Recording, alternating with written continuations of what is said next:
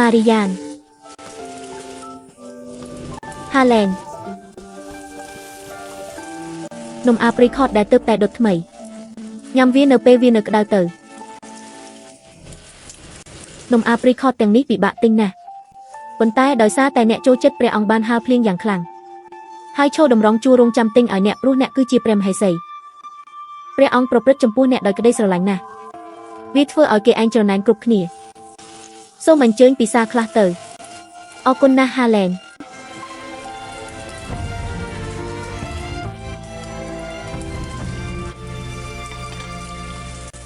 Marian ច្រើនឆ្នាំមកនេះដែលនៅជាមួយបងតើអូនពេញចិត្តទេ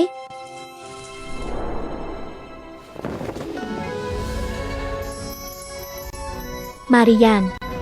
អូនពិតជាស្អាតខ្លាំងណាស់ Marian ការបានរៀបការជាមួយអូនគឺជាអ្វីដែលល្អបំផុតដែលបានកើតឡើងក្នុងជីវិតបងសន្យាថានឹងធ្វើឲ្យអូនក្លាយជាស្ត្រីដែលមានបុណ្យស័ក្តិខ្ពស់បំផុតក្នុងគោកពុកទាំងមូលព្រះអង្គបានប្រព្រឹត្តល្អចំពោះខ្ញុំខ្លាំងណាស់ខ្ញុំមិនមានការស្ដាយក្រោយទេទោះបីជាត្រូវស្លាប់ឥឡូវនេះក៏ដោយបងបានសន្យាថានឹងធ្វើឲ្យអូនមានក្តីសុខជារៀងរហូតក្នុងកាលដែលអូនគ្មានអ្វីត្រូវស្ដាយក្រោយទៀត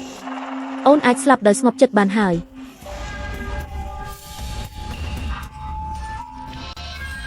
Haaland ពូរបស់ខ្ញុំ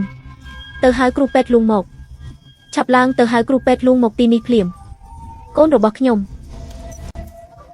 Marian អូននិងកូនអាចទៅជួបគ្នានៅឋានរកចុះបងនឹងរក្សាសម្ដីរបស់បងបន្ទាប់ពីអូនស្លាប់ទៅបងនឹងតែងតាំងកូនប្រុសរបស់យើងជាព្រះអង្គម្ចាស់រាជយាទ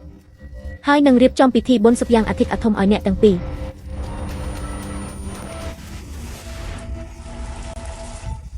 ហេតុអ្វីបានជាព្រះអង្គធ្វើបែបនេះចំពោះខ្ញុំ Scarlett គឺជាបុត្រីនៃឋានសួគ៌នាងគឺជាស្រីតែម្នាក់គត់ដែលបងស្រឡាញ់ក្នុងជីវិតហើយក៏ជាម្ដាយតែម្នាក់គត់របស់រាជយាទស្របច្បាប់របស់បងចំណែកឯអូនវិញគ្រាន់តែជាកូនអុករបស់បងតែប៉ុណ្ណោះបងបានរក្សាសញ្ញាក្នុងការធ្វើឲ្យអូនក្លាយជាព្រះមហេសីហើយតើអូនមិនមានអ្វីដែលត្រូវស្ដាយក្រោយនោះគ្រាន់តែចាក់ចេញទៅដោយស្ងប់ស្ងាត់ទៅបើមិនដូច្នេះទេបងនឹងមានអារម្មណ៍សោកសៅណាស់រហូតដល់បងប្រហែលជាត្រូវចាក់អូនម្ដងទៀតវាមើលទៅមិនល្អទេមែនទេព្រះអង្គពិតជាប្រព្រឹត្តល្អចំពោះ Marian មែនយ៉ាងហោចណាស់សាកសពរបស់នាងក៏នៅពេញលក្ខណៈដែរឯត្រកូលសាប់តុននិងត្រកូលមឺស៊ឺរ៉ៃទៀតគឺពួកគេត្រូវបានគេកាប់សម្លាប់រហូតដល់ស្លាប់ Scarlett តើនាងចង់មានន័យថាម៉េចតើនាងមិនដឹងទេមេគ្រួសារនៃត្រកូលសាប់តុននិងត្រកូលមឺស៊ឺទាំងអស់ត្រូវបានប្រហារជីវិតពីបទប្រព្រឹត្តអក្រិតកម្មក្បត់ជាតិ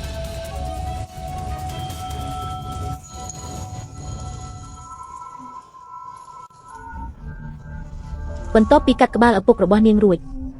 Haaland បានហើរភ្លៀងដើម្បីតែទិញនំ apricot ទាំងនេះឲ្យនាងប៉ុណ្ណោះមើលពួកវាទៅពួកវាប្រឡាក់ដោយឈាមរបស់ឪពុកឯងផ្ទាល់តើវាឆ្ងាញ់ទេតើឯងមិនចូលចិត្តនំទាំងនោះទេ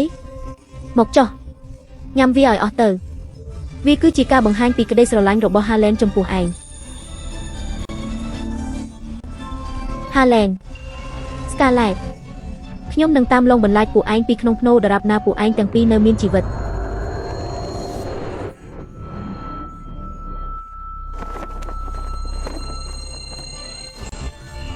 មិញនេះអូនមិនបាននិយាយទៅថាខ្ញុំបានកើតជាថ្មី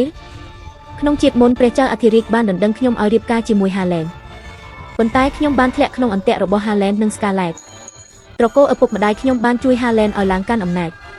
ប៉ុន្តែនៅទីបំផុតពួកគេទាំងអស់គ្នាត្រូវស្លាប់យ៉ាងអាណោចអាធំ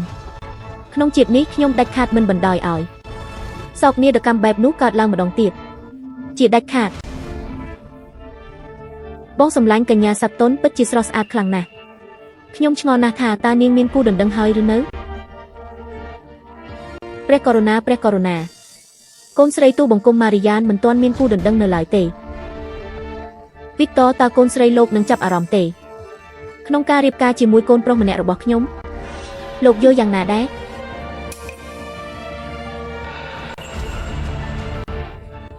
លោកឪពុកព្រះអង្គកំពុងសួរលោកហើយ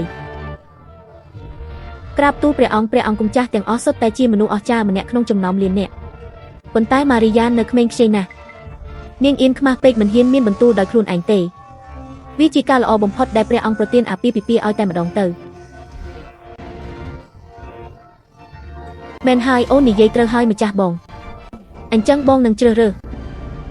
ព្រះករុណាទូបង្គំបានជ្រើសរើសរួចហើយសូមព្រះអង្គមេត្តាបំពេញបំណងរបស់ទូបង្គំផងអូតើគឺជាអ្នកណាទៅតើម្នាក់នោះមានវត្តមានក្នុងពិធីជប់លៀងនេះដែរឬទេ